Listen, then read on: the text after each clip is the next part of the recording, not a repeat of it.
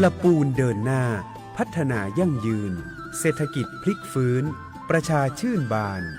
ช่วงเวลาต่อจากนี้ไปปักกับรายการอบจ.ละปูนพบประชาชน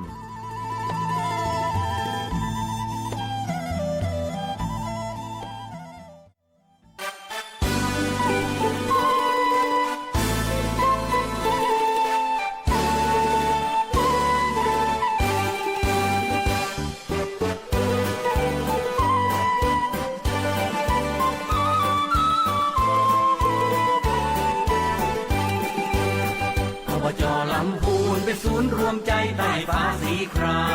มหนึ่งในสยามได้สมญานามชื่อเสียงเกรียงไกรสวยงามสง่าคือธงไตรรงค์โบกปลิวสวัยเราภาคภูมิใจที่เป็นหนึ่งในอบจ.ลำพูนรายรอบเรียงรายในท้องทุ่งนาป่าเขากว้างไกลทองเปล่าเปล่าปลายแสงสีเรืองรองยามต้องแสงสูงลมแรงเหลืออารามงามระยะครารุ่งอรุณเพราะด้วยผลบุญนำเรามารวมชายคาแห่งนี้เรามีความรักและความผูกพันฟ้าหรือจะกันความสักมันฉันสามัคคีร่วมแรงร่วมใจสู่งานทุกที่เป้าหมายเรามีคือความสุขของประชาชนก่อนเขตอำนวยเพราะช่วยคุ้มครองของปวงประชาดีเจ้าสวัสดีคุณผู้ฟังคุณผู้ชมทุกท่านนะเจ้าตอนรับเข้าสู่รายการอบจ.ละปูนพบประชาชนนะเจ้านี้ดีเจออยนันทพรนะเจ้าอยู่กันกับผู้อำนวยการของยุทธศาสตร์และงบประมาณนะเจ้าผอ.พิเดชจันทร์สิริสวัสดีเจ้าครับสวัสดีครับดีเจออยแล้วก็ท่านผู้ฟังนะครับที่ฟังรายการอบจ.พบประชาชนอยู่นะครับเจ้าก็วันนี้วันพฤหัสที่12 กุมภานะครับวันนี้ทางอบจ.โดยท่านนายกเฮงนั้นได้ลงพื้นที่ในส่วนของอำเภอลี้นะครับเพื่อที่จะไปขอความเมตตาพี่น้อง อำเภอลี้นะครับของลำพูนยังไม่จบของลำพูนยังไม่จบอำเภอลี้เขตเลือกตั้งที่2นะครับตำบลลี้ตำบลดงดำตำบลนาทรายหมู่ที่1กับหมู่ที่11ออกมาใจสิทธิ์ใจเสียงแห่งครั้งหนึ่งนะครับวันนี้ช่วงเวลา8 โมงเช้านะครับเขาก็จะมีขบวนเดินรณรงค์นะครับเชิญชวนพี่น้องในเขตเลือกตั้งที่2นะครับออกมาใจสิทธิ์กันท่านนายกเฮงก็จะได้เดินทางนะครับไปเป็นประธานนะครับเลยมอบหมายให้ผมนะครับมาทำหน้าที่แทนนะครับในการที่จะเล่าสู่กันฟังนะครับประชาสัมพันธ์กันในเจ้านี้นะเจ้าพอพี่เดชอยู่ในรายการนี้ดีเจ้าไอ้ตั๊กตั้งแต่เจ้าเลยบอกว่าเสื้อเปิ้ลเนี่ยมานะคะเป็นเสื้อรณรงค์เนาะนี่พอพี่เดชตะกี้เปิ้ลคือดูต่างหลังแล้วพอเลี้ยวหลังตัวมีต่างหลังด้วยนะครับมีคือเลี้ยวหลังตัว15 กุมภาพร้อมใจเลือกตั้งนะอบจ.ลำพูนอำเภอลี้เขต2ครับก็คือเลือกตั้งซ่อมครับเลือกตั้งซ่อมเขาก็จะปล่อยขบวนรณรงค์กันนะครับที่ว่าการอำเภอลี้นะครับเส้นทางก็ไปยูเทิร์นตรงโรงเรียนเวียงเจดีนะครับแล้วก็เลี้ยวซ้ายเข้าตลาดสดวังดินนะครับแล้วก็กลับที่ตั้งเดิมก็คือที่อำเภอนะครับฉะนั้นก็เรียนเชิญกันนะครับวันที่15 กุมภาพันธ์นะครับวันอาทิตย์พอดีนะครับไปใจสิทธิ์ใจเสี่ยงกันเลือกตั้งแฮมครั้งหนึ่งเนาะวันนี้เบอร์ให้เตือนนะครับวันนี้ใกล้กันเตือนนะครับคือถ้าสังเกตหันว่าก่อนหน้านี้เขาจะประชาสัมพันธ์ช่วงก่อนปู้เลยว่าจะมีการเลือกตั้งซ่อมและจากในช่วงของการเลือกตั้งที่ผ่านมาเนี่ยเขาก็บัดได้ประชาสัมพันธ์ศูนย์ต้องบอกว่าบัดได้ศูนย์กับการเลือกตั้งสสประชามติยังเป็นยังมาฮู้นะจ๊ะบัดเดี๋ยวเนี่ยเขากำลังจะต้อง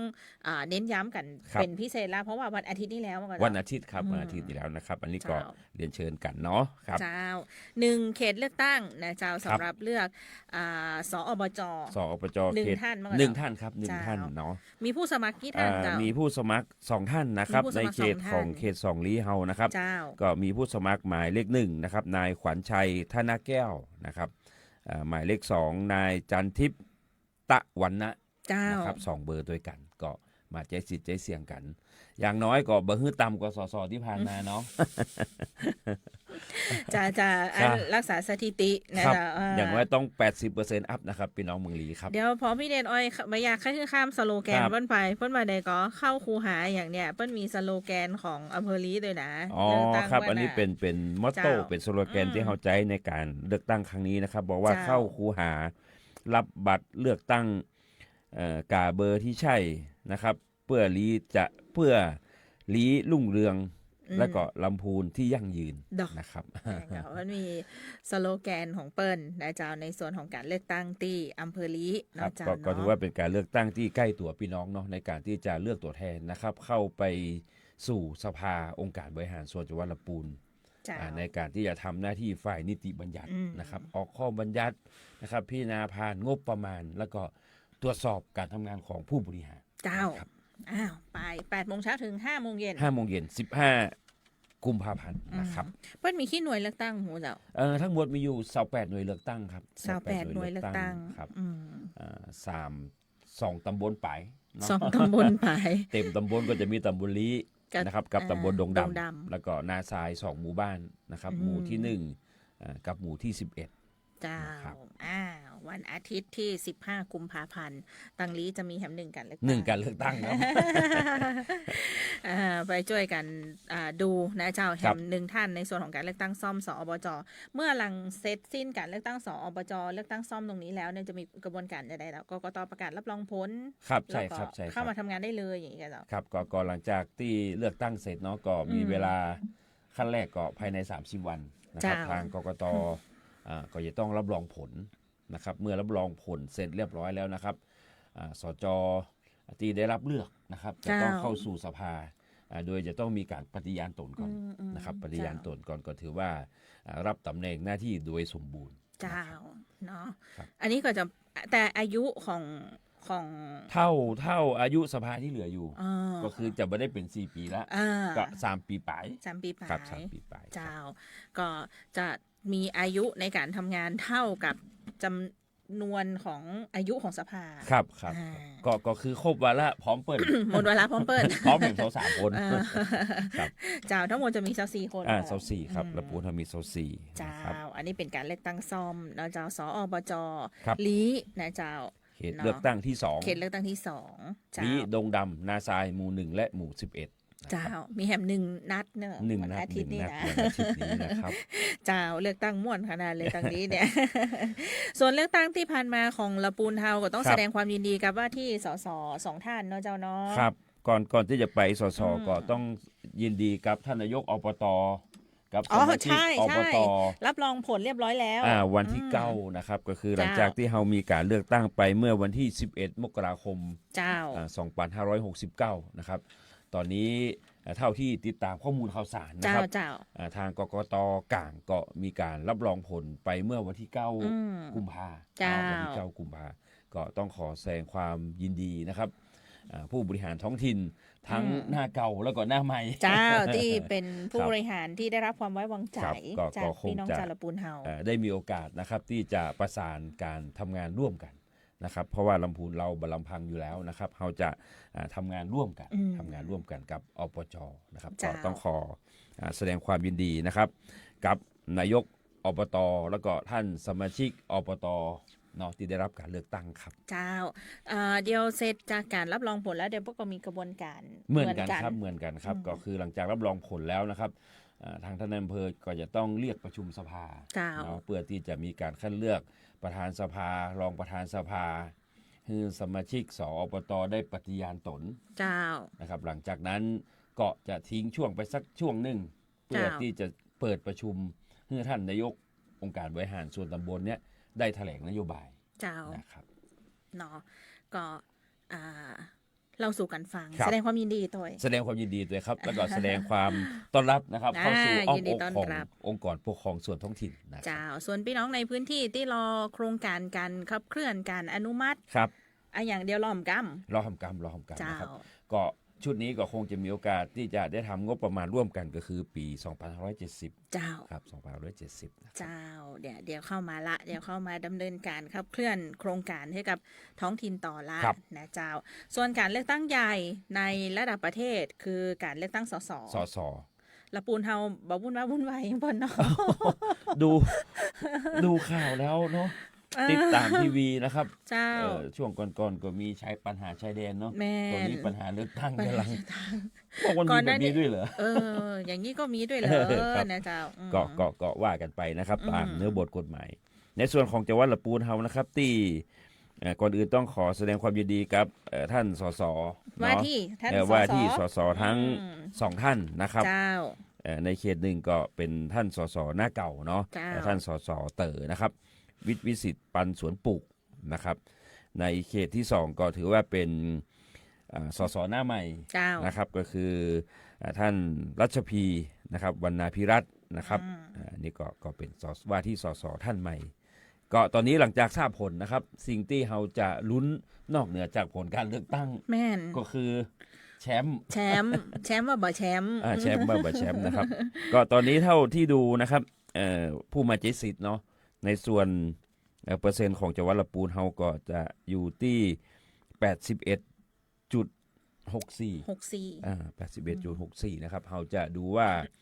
จังหวัดอื่นนะครับจะมีผู้มาใช้สิทธิ์นักเหล่านี้ก่อนเนาะก็ยังต้องลุ้นกันอยู่นะครับรักถามพอกกตเจ้าขอรักษาแชมป์ได้ก็น่ายังมาหันตัวเลขของที่อื่นเตื้อครับก็ลุ้นกันนะครับบางที่เปิ้นก็ยังบ่แล้วดีเตื้อเนาะก็ยังที่เป็นข่าวเนาะบางที่เปิ้นก็ยังบ่เรียบร้อยดีเตื้ออย่างเจ้าเพราะมันมีตึงนอกเขตในเขตเนาะครับตอนนี้การนับคะแนนอาจจะเสร็จแล้วแต่การสรุปผลรวมครับก็ยังบ่เบ็ดเสร็จเตื้อนะครับฉะนั้นก็ต้องลุ้นกันต่อไปก็ถือว่าเป็นเปอร์เซ็นต์ที่จะอู้ว่าสูงก็สูงนะครับ81เนาะถ้าเทียบกับปี66มันจะได้ประมาณ86เนาะก็หายไปน้อยนึงเจ้าจริงๆเป้าหมายตั้งไว้ว่า85ครับ85นะครับเจ้าแต่ถามว่าถึงไหมก็ไม่ถึงเป้าที่ตั้งไว้นะเจ้าแต่ว่าทั้งนี้ทั้งนั้นเต้าที่ถามดูก็เหมือนว่าเนี่ยเอาเสียงท่านผอกกตนะท่านบอกก็เหมือนว่าที่อื่นก็จะน้อยเหมือนกันนะเนาะเจ้าแต่เดี๋ยวต้องรอลุ้นเจ้าผอไปกับปากกาเนาะมันน่าจะเป็นเคอร์ฟที่ไปขึ้นลงปอกันนะครับเนาะเดี๋ยวต้องรอติดตามอันนี้เป็นแถมส่วนหนึ่งที่เขาต้องลุ้นกันครับก็สรุปว่าในจังหวัดละปูนเฮานะครับในเขตที่1เนาะก็ผู้มาใช้สิทธิ์ประมาณ 82.12% นะครับประมาณ 171,225 คนก็สรุปผลก็คือสสเตอร์นะครับจากพรรคประชาชนนะครับวิสิทธิ์ปันสวนปลูกนะครับ 60,093 คะแนนนะครับตามมาอันดับที่2ก็คือนายชัยนรงค์ผู้พิสิทธิ์นะครับจากพรรคเพื่อไทย 29,768 คะแนนนะครับลำดับ3ก็ท่านนายอำเภอออดนะครับยุทธพงษ์ชัยสอนนะครับจากพรรคภูมิใจไทย 8,919 คะแนนนะครับอันนี้เป็นเขต1ในเขตที่2นะครับก็จำนวนผู้มาใช้สิทธิ์ก็อยู่ที่ 81.13 นะครับจำนวนคนมาใช้สิทธิ์ก็ 162,300 กับ1คนนะครับสรุปคะแนนก็ท่านกำนันต้อมนะครับชัชพีวรรณาภิรัตน์นะครับจากพรรคประชาชน 49,316 คะแนนนะครับตามมาด้วยลำดับที่2นะครับจากพรรคเพื่อไทยนะครับคุณรังสรรค์มณีรัตน์นะครับ 34,789 คะแนนลำดับ3ก็จะเป็นพรรคภูมิใจไทยนะครับท่านศิรศักดิ์ทองยอดนะครับ10,016 คะแนนนะครับอันนี้เป็นในส่วนของสสรายเขตนะครับว่าที่สสนะครับสำหรับในส่วนของบัญชีรายชื่อนะครับ3อันดับแรกนะครับในส่วนของจังหวัดละปูนเฮานะครับก็ยังคงเป็นหมายเลข46นะครับจากพรรคประชาชนนะครับสรุป2เขตก็อยู่ที่ 17,729 คะแนนนะครับลำดับ2ก็เป็นพรรคเพื่อไทยนะครับ2เขตรวมกันก็ได้อยู่ 58,843 คะแนนลำดับ3ภูมิใจไทยก็อยู่ที่ 19,613 คะแนนอันนี้เป็น3ลำดับแรกๆนะครับครับก็อันดับ1ประชาชนอันดับ2 เพื่อไทยอันดับ3ภูมิใจไทยแล้วก็อันดับ4พรรคประชาธิปไตยใหม่อ๋อครับอันนี้นี่ก็ถือว่าเป็นคะแนนในส่วนของปฏิริษีนะครับก็เท่าที่ดูบัตรเสียก็ค่อนข้างจะจริงๆน้อยลงเนาะน้อยลงเนาะถ้าเทียบกับจำนวนกับข่าวที่แล้วประมาณ 5% เนาะประมาณ 5% นะครับแล้วก็ในส่วนของประชามตินะครับในการแก้ไขรัฐธรรมนูญเปลี่ยนรัฐธรรมนูญฉบับใหม่นะครับในรอบแรกก็สรุปแล้วในส่วนของจังหวัดลำพูนเฮาก็เห็นชอบอยู่ที่ 66.80 นะครับก็คือพี่น้องลำพูนเฮานะครับเห็นชอบอยู่ 177,175 คนเนาะมาเห็นชอบอยู่ที่ 56,853 คนนะครับแล้วก็บัตรแสดงความคิดเห็น 23,791 คนนะครับแล้วก็เป็นบัตรเสียอยู่ประมาณ 7,000 กว่าบัตรนะครับก็ถือว่าผ่านเนาะระบบเฮานะครับ 77.58% นะครับก็สรุปผลอย่างไม่เป็นทางการนะเจ้าเดี๋ยวทางนี้ทางนั้นเดี๋ยวต้องรอมายินดีทำกรรมเหมือนกับที่เขายินดีอบตตะกี้รอกกตกลางรับรองผลแห่งกรรมนึงนะเจ้าเนาะซึ่งก็อาจจะต้องใช้ระยะเวลากว่าจะได้ปฏิบัติหน้าที่แต่ว่าเนี่ยก็หลังรับรองผลเข้าสภาอย่างใช่ครับก็ลุ้นกันต่อนะครับลุ้นกันจนถึงว่ามิถุนาปุณกะตอนนี้ฮู้แล้วรัฐบาลคือไข่เนาะแต่จะร่วมกับพรรคไหนยังเปิ้นว่ายังบวกเลขกันมาแล้วเจ้าแต่ก็ต้องประชาสัมพันธ์ให้กับพี่น้องชาวลำพูนเฮานะเจ้าที่ว่าบ่ได้ไปเลือกตั้งบ่ได้ไปออกเสียงประชามติในวันที่8กุมภาพันธ์ที่ผ่านมาท่านก็อย่าลืมปันของว่าแจ้งเหตุที่บ่ไปใช้สิทธิ์เนาะเจ้า7วันหลังวันเลือกตั้งนะเจ้าช่วงนี้ก็อยู่ในช่วงของการแจ้งเหตุอยู่ท่านก็สามารถแจ้งได้ผ่านทางออนไลน์บัดเดี๋ยวนี้ง่ายครับเข้าไปในสะดวกขึ้นนะครับเจ้าเข้าไปในแอปสมาร์ทโหวตนะง่ายๆเลยนะเจ้าก็แจ้งเหตุกันตัวละกันนะเจ้าประชาสัมพันธ์กันเนาะกับข้อมูลข่าวสารในเจ้านี้นะเจ้าอากาศก็สีเหมือนช่วงนี้มันร้อนๆหนาวๆกันเถอะร้อนหนาวแถมมีฝนด้วยแถมแม่นแปลกๆวันนั้นวันเลือกตั้งฝนกระจงได้แล้ววันเลือกตั้งดีตังเฮาบ่ค่อยเยอะเนาะเอาดูตังภาคกลางครับเป็นตึงฝนตึงลมนะครับนับกันได้กึ่งกลางต่างคนกระดานคนมีบัตรที่พ่องเต็นปึ้งก็มีเนาะก็ยังเป็นโชคดีอยู่นะครับก็ช่วงนี้ก็ระวังเรื่องสุขภาพกันตัวนะครับช่วงใกล้แจ้งก็อาจจะหนาวหน่อยนะครับช่วงบ่ายๆก็ลำพูนเฮาก็35-36 องศาแล้วนะเนาะแล้วก็ฟ้าฝนแล้วก็สิ่งสำคัญคือ PM 2.5 นะครับดูแลรักษาสุขภาพกันตัวนะครับในช่วงนี้เริ่มได้เปิดแอร์กันแล้วอ่ะครับก้าไฟรอแต่ก็ยังดีนะครับหนาวเมินถึงกุมภาเลยนะครับเจ้าครับก็คาดว่าในปีนี้เนี่ยถ้าเข้าสู่หน้าร้อนไปแล้วอาจจะไปแตะถึง40องศาได้เลยครับ40องศาแล้วก็ดูพยากรณ์ฝนตลอดทั้งปีนะครับน่าจะพฤษภาน่าจะหนักนะครับปีนี้ก็ได้ฝากบอกทีมงานของศูนย์บริหารจัดการน้ำอบจนะครับรีบเตรียมข้อมูลเพื่อที่จะเตรียมการขุดลอกเนาะเตรียมแจ้งเตือนพี่น้องประชาชนนะครับเนาะก็ประชาสัมพันธ์นะเจ้าเรื่องของสุขภาพอย่างกันเนาะเจ้าเนาะส่วนเรื่องของการดำเนินการในการซ่อมสร้างเนาะงานช่างของอบจลำพูนนี่ก็ตึงบ่ได้จุกบ่ได้ยั้งทุก every day ก็คือบ่ได้จุกเลยนะเจ้าเพราะก็เดินหน้าทำงานตลอดเนาะเจ้าเนาะล่าสุดนี้เห็นมีรายงานเกี่ยวกับเรื่องของการเข้าปรับปรุงพื้นที่สนามกีฬาโรงเรียนบ้านหนองจังคืนกับเจ้าใช่ครับก็คือไปปรับปรุงก็คือต้องบอกว่าโรงเรียนบ้านหนองจังคืนนะครับโดยเปิ้นมีการขุดลอกตะกอนทรายจากแม่น้ำเนาะแล้วก็เอามากองทิ้งไว้นะครับดังนั้นในส่วนของปริมาณมันหนักขึ้นนะครับแล้วก็บ่มีเครื่องจักรขนาดหนักเนาะทางเทศบาลนะครับตำบลหนองจังคืนก็ร้องขอนะครับมากับทางอบจนะครับผ่านท่านประธานสภานะครับท่านประธานเฟรมพัทธิพงษ์คันลินะครับซึ่งดูแลพื้นที่นั้นอยู่นะครับท่านนายกก็ได้อนุมัติให้ไปปรับเกียร์นะครับดำเนินการในการที่จะทำปรับพื้นที่นะครับสนามกีฬาเขาเปิดจะใช้สถานที่แห่งนี้นะครับเป็นการแข่งขันกีฬาอสม.อีกครับในพื้นที่ตัวนะครับเจ้าเพื่อแข่งกีฬาครับก็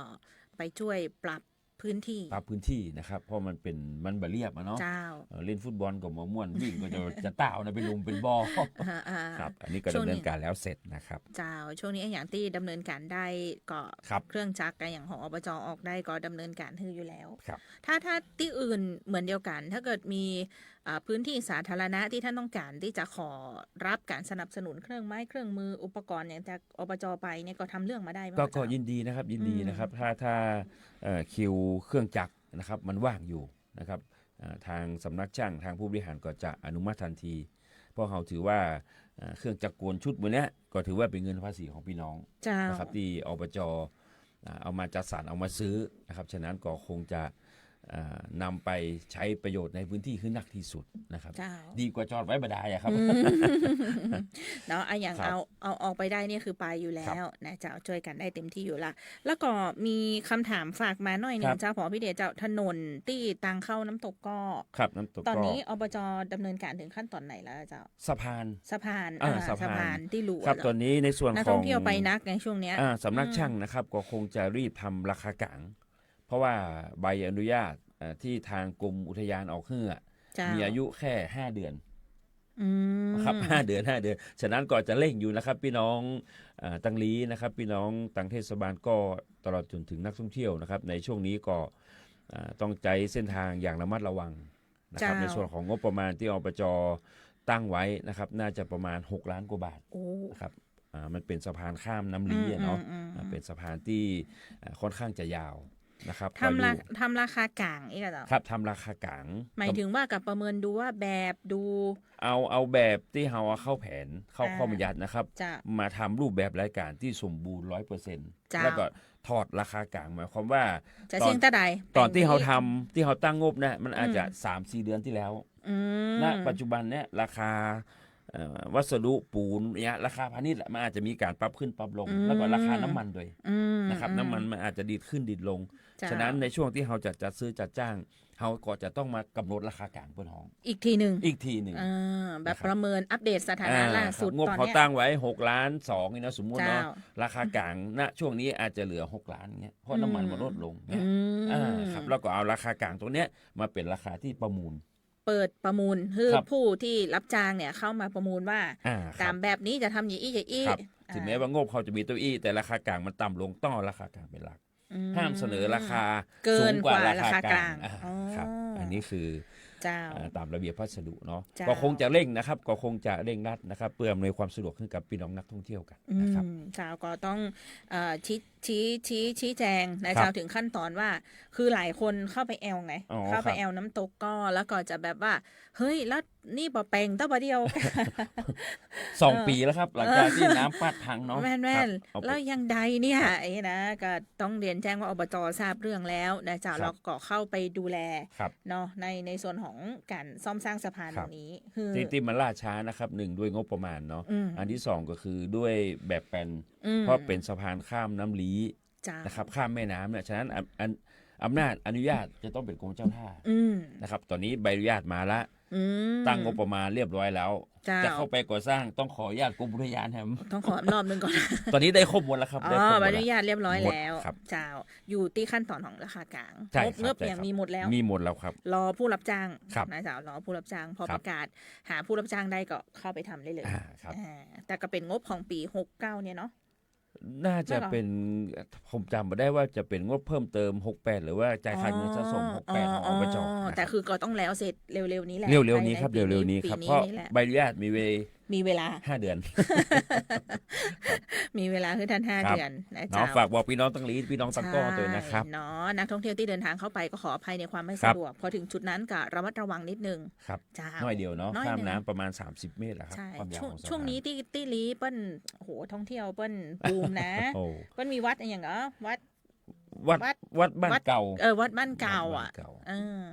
ตรงนี้ต้องบอกว่าที่เป็นจุดเด่นๆเรื่องของท่องเที่ยวเนาะต้นฉำฉาครับต้นชามจุลีต้นฉำฉา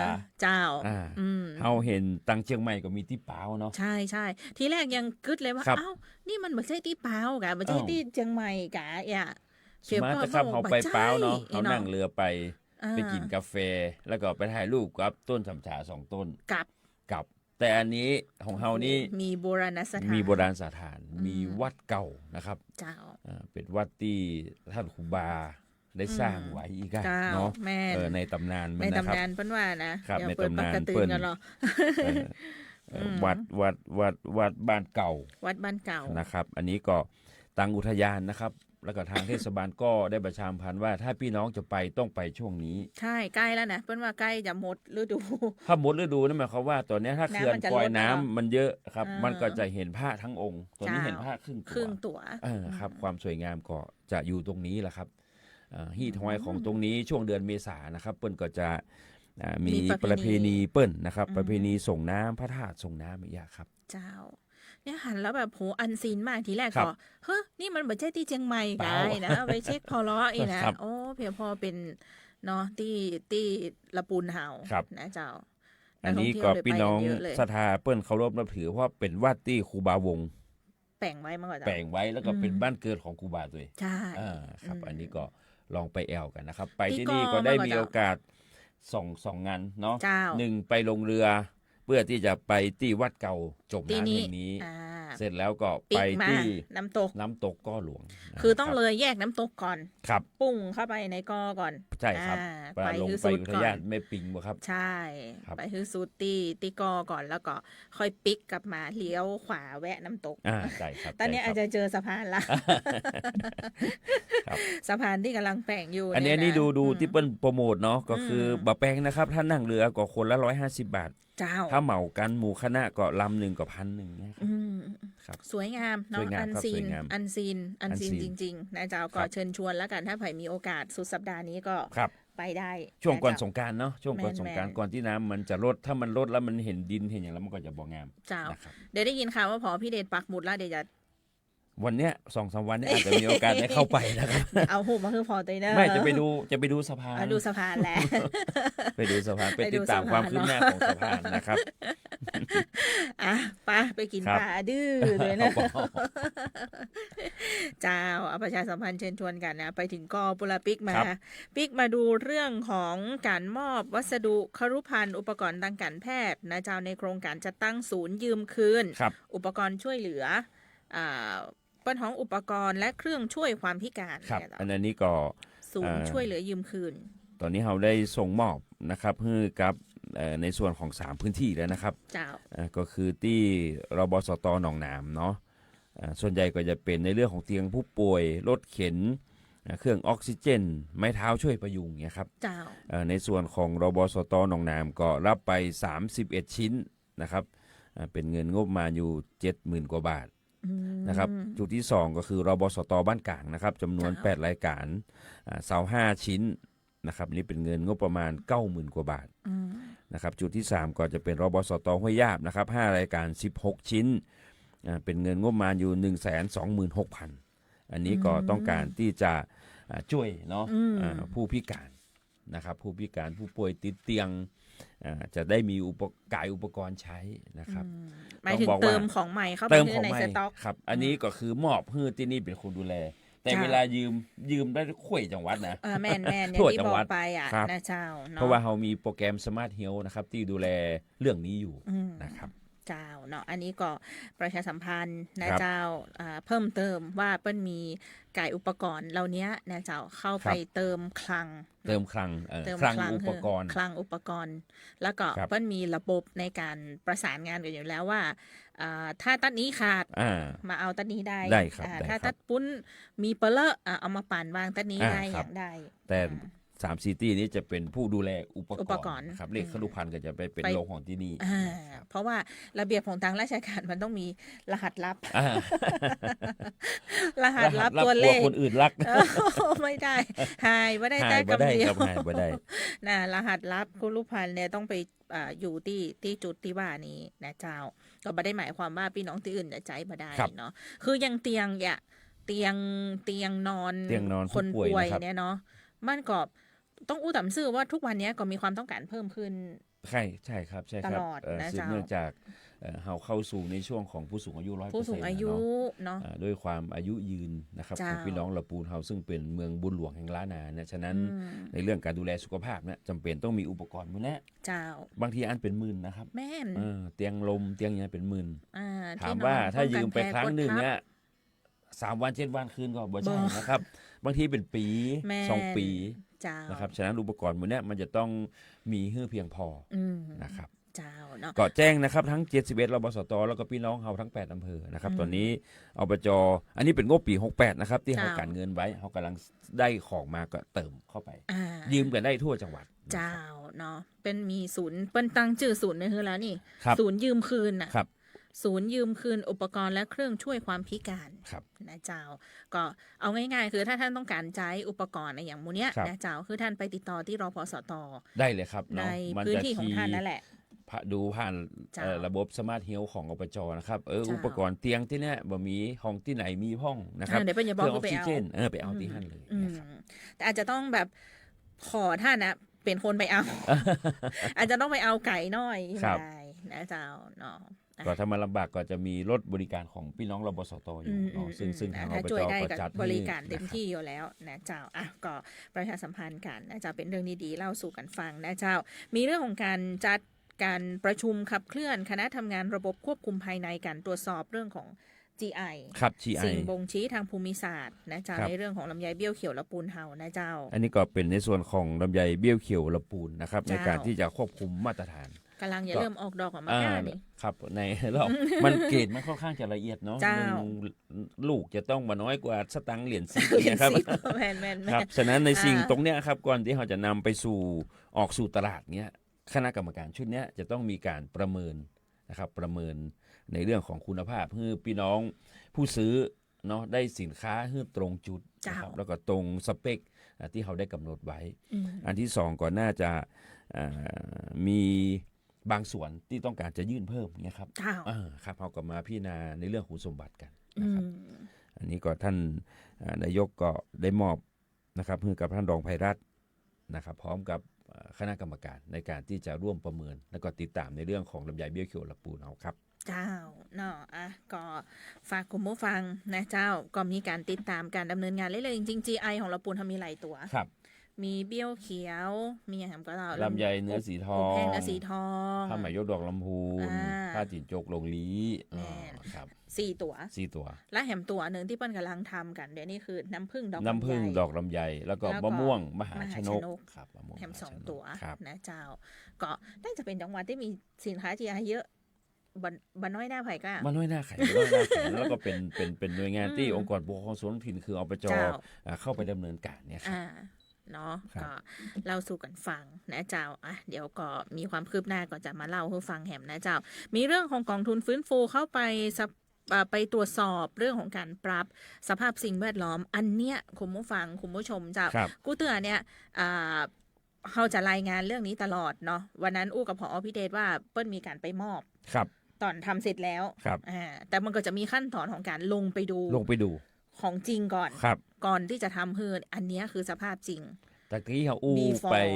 ในเรื่องของกายอุปกรณ์เนาะ กายอุปกรณ์ อันนี้เรื่องของที่อยู่อาศัย ที่อยู่อาศัย นะครับที่อยู่อาศัยนะครับ อันนี้ก็ทางคณะอนุ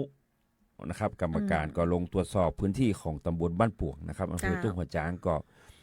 จำนวน10 หลังด้วยกันนะครับ10 หลังด้วยกันที่จะลงไปดูว่าตามที่ท่านร้องขอมานะครับคุณสมบัติท่านตรงกอนะครับแล้วคุณสมบัติตรงบ้านที่อยู่อาศัยเขาจะต้องปรับปรุงยังปรับปรุงห้องน้ำกาปรับปรุงที่นอนกาเงี้ยครับ เจ้า อันนี้ก็ลงตรวจสอบ10 รายนะครับ เจ้า หลังจากลงตรวจสอบเสร็จนะครับก็จะให้ช่างในพื้นที่ออกแบบประมาณการ แล้วก็นำเอาเรื่องนี้เข้าบอร์ดใหญ่อีกครั้งหนึงครับ เนี่ยดูสิดูสภาพ อันนี้เป็นขั้นตอนของการไปดูส ไป ภา ดู พ ก่อนไปดูก่ จ อน ริงเนี่ย ครับ น่ะบ่แปลงคือเปิดอะไรเงี้ยได้อ่ะ ในใจครับ เนี่ย เพราะพอตังรอบนอกเฮาส้วมก็คงเป็นนั่งยองอยู่เนาะ อ่า ครับโดยธรรมชาตินะครับ เจ้า เนาะพอถ้าเกิดตรงเนี้ยเข้าไปช่วยปรับสภาพสิ่งแวดล้อมเหล่านี้เรียบร้อยแล้วก็จะทำให้ป้าอุ้ยแม่มอนเจ้าที่เปิ้นอยู่ในกลุ่มที่เขาจะไปช่วยเหลือน่าจะมีคุณภาพชีวิตสามารถดำรงชีวิตได้ดีขึ้นนะครับแล้วก็บ่เป็นภาระลูกหลานใช่สภาพแวดล้อมเนี่ยก็จะดีขึ้นเนี่ยนะอุ้ยไม่อุ้ยเข้าห้องน้ำกำเงี้ยลูกหลานต้องไปส่งเงี้ยครับโอ้ยเนาะกว่ายาโอ้เข้าห้องน้ำได้เนี่ยพออยากจะเข้าห้องน้ำเนี่ยโอ้ยากนะถ้าไปปรับแล้วมันก็จะมีอะไรก็ราวจับมีพื้นกันลมกันลื่นอย่างเจ้าก็สามารถอำนวยความสะดวกนะครับในการดำรงชีพของผู้ป่วยกลุ่มเนี้ยได้ดีขึ้นครับนายกเฮงได้ยินว่าเปิ้ลก็เติมเงินเข้าไปในส่วนของกองทุนฟื้นฟูตรงนี้ใช่ครับโดยปกติแล้วมันก็จะมีเงินสมทบนะครับกองทุนมาชุดหนึ่งแล้วก็โดยกฎระเบียบของอบจนั้นเราจะสามารถที่จะเติมเงิน1เท่าก็ได้2เท่าก็ได้นะครับแต่ละปูนเฮานี่จะเติมอยู่2เท่านะครับ2เท่าก็ปีหนึ่งก็ประมาณ3ล้านนะครับ3ล้านกว่าบาทนะครับในส่วนของงบอบจเฮาแล้วก็งบกองทุนที่ได้มาก็สามารถบริหารจัดการได้นะครับปีหนึ่งก็ 5-6 ล้านอยู่เนาะครับถ้าประชาสัมพันธ์นะครับผู้นำท้องถิ่นท้องที่ที่เจอเหตุการณ์ในลักษณะนี้นะครับที่อยู่ในพื้นที่ท่านก็สามารถที่จะแจ้งตังรบสตแจ้งตังองค์กรปกครองส่วนท้องถิ่นกำนันผู้ใหญ่บ้านได้แล้วก็แจ้งมาที่อบจเฮาส่งเจ้าที่นะครับลงไปตรวจสอบครั้งนึงเจ้าแล้วพสตเฮาก็มีภารกิจนะเจ้าในการที่จะดูแลกลุ่มพี่น้องประชาชนกลุ่มนี้อยู่แล้วนะเจ้าอยู่แล้วเนาะแล้วก็เห็นมีเรื่องของการดูแลเรื่องของสุขภาพจิตตัวนะอันนี้จริงๆมันทำอยู่แล้วมันก็จะใช่ครับอันนี้ก็คือตั้งโรงพยาบาลส่วนปรุงนะครับกรมส่งเสริมสุขภาพจิตนะครับเปิ้นก็ได้ลงมาประชุมนะครับร่วมกับอบจในการที่จะให้บริการในเรื่องของสุขภาพปฐมภูมิเนี่ยให้ดีขึ้นนะครับก็ดีขึ้นตั้งเฮาก็พร้อมรับนะครับว่าจะเป็นในเรื่องของทีมหมอทีมครอบครัวนะครับในเรื่องของการพัฒนาบุคลากรให้มีความเข้มแข็งนักขึ้นนะครับครับอันนี้ก็เสริมประสิทธิภาพของบุคลากรของอบจนะครับเนาะเรื่องของการดูแลสุขภาพจิตเรื่องของสารเสพติดเรื่องอย่างเนาะจริงๆปัญหาสุขภาพจิตเนี่ยบางคนจะบอกค่อยยอมรับว่ามีปัญหาคืออาจจะคิดว่าแบบมันเป็นกรรมเครียดบ่ได้จ้ะมันเป็นโรคที่บ่สามารถจะเอาเครื่องวัดความดันไปตรวจก็บ่ได้จะเอาเครื่องวัดคลื่นหัวใจไปตรวจก็บ่ได้เนาะแล้วบางคนจะชอบคิดว่าการไปหาหมอเนี่ยมันคือเป็นผีบ้าอะไรพอถึงได้หาหมอเขาเจ็บหัวเขากินยามันหายนะแต่ในเรื่องของสุขภาพจิตนี่มันอู้ยากนะครับมันเป็นประเด็นละเอียดอ่อนจริงๆห้ามคิดอย่างเงี้ยถ้านอนบ่หลับร้องล่ะห้ามขึ้นล่ะนับ1-100มันก็ถึงบ่หลับนะมันถึงบ่ได้นะเจ้าเราพอฟังเสียงนะมันถึงบ่ได้น้องอู้ง่ายแต่มันทำยากนะครับเป็นโรคที่รักษาค่อนข้างยากจะต้องอาศัยจิตแพทย์เนาะต้องอาศัยจิตแพทย์ต้องอาศัยความเข้มแข็งของชุมชนของครอบครัวที่ต้องมาสภาพแวดล้อมเนาะในสภาพแวดล้อมต่างๆตัวนะเจ้าอันนี้ก็มีแห่งหนึ่งมิติในการที่จะทำคู่มือนะเจ้าสร้างสุขโดยทีมหมอครอบครัว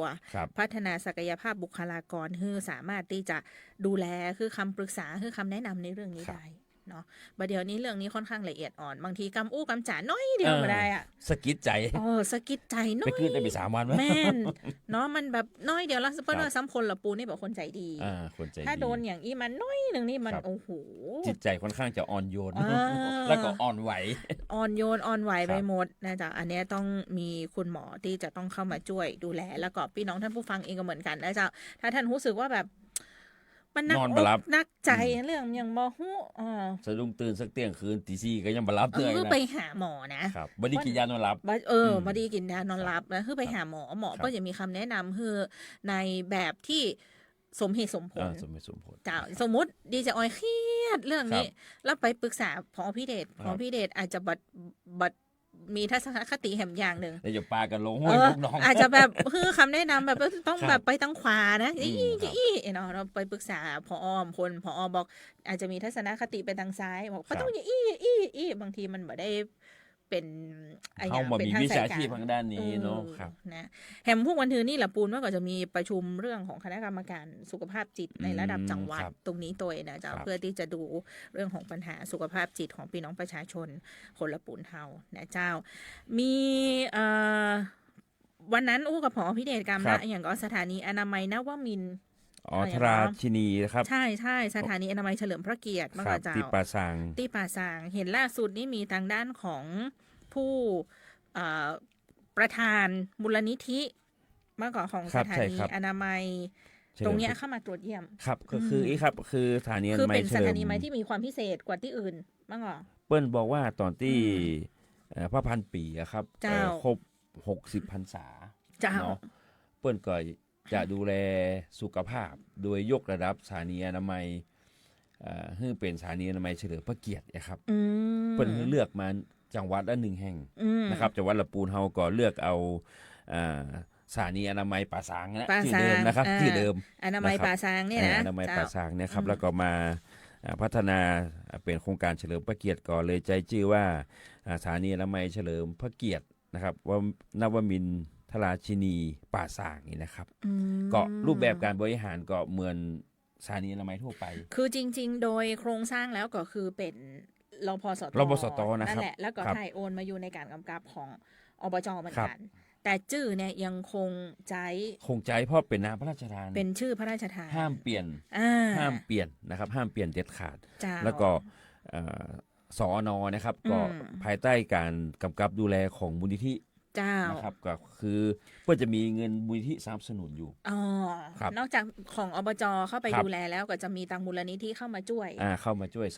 สนับสนุนโดย2 ปีเพื่อจะมีการลงมาประเมินติดตามครั้งหนึ่ง